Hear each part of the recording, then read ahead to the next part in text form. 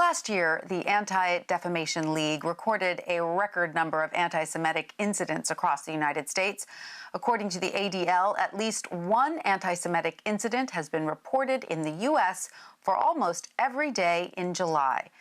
Earlier this month, entertainer and television host Nick Cannon and Eagles wide receiver Deshaun Jackson both made headlines for making anti-Semitic remarks.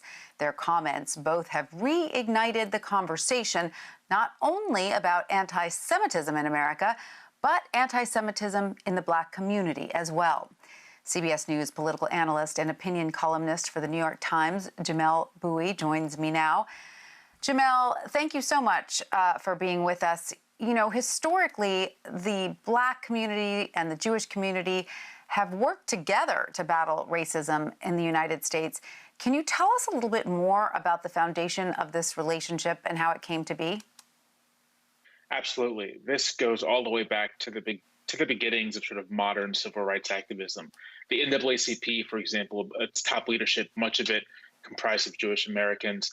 The efforts to fight lynching, for example, in the South, involved Jewish Americans. One of the most prominent lynchings in the United States in the 1910s, I believe, was of Leo Frank, a Jewish American. As you go through the 20th century, this pattern, this basic dynamic of Jewish Americans working with African Americans, working in civil rights organizations, taking up cases on behalf of African Americans, it's very much part of the story, acting as financiers for African American movements.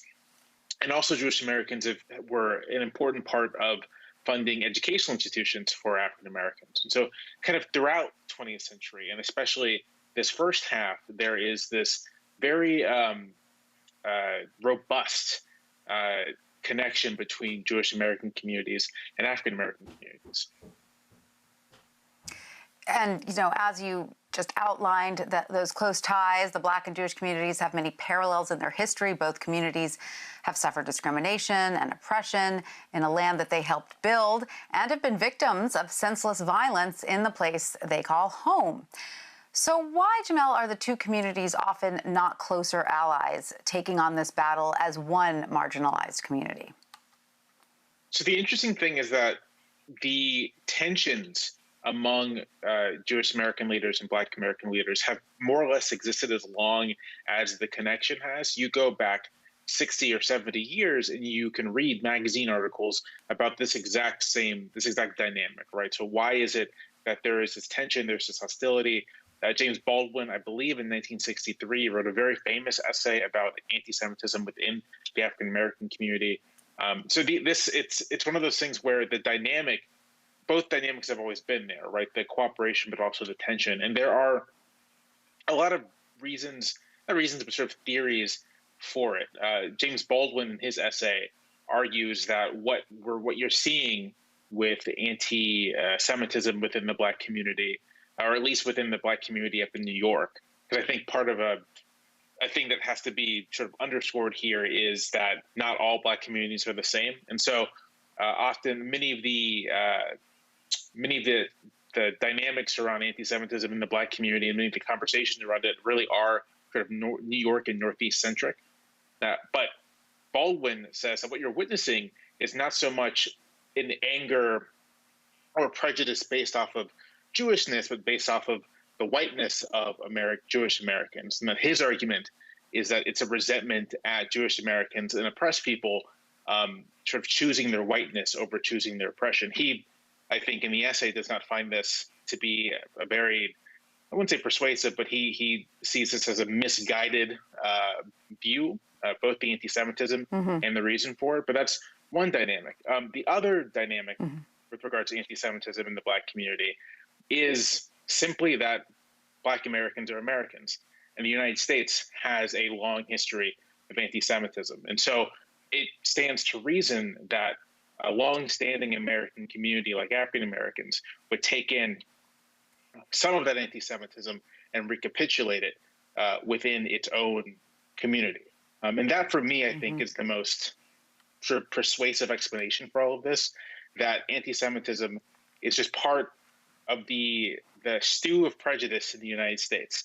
And it's not reasonable to expect an oppressed group to be immune from it. Baldwin uses this phrasing in his essay: oppression isn't ennobling. Being the subject of oppression doesn't automatically make one sort of attuned to all kinds of oppression.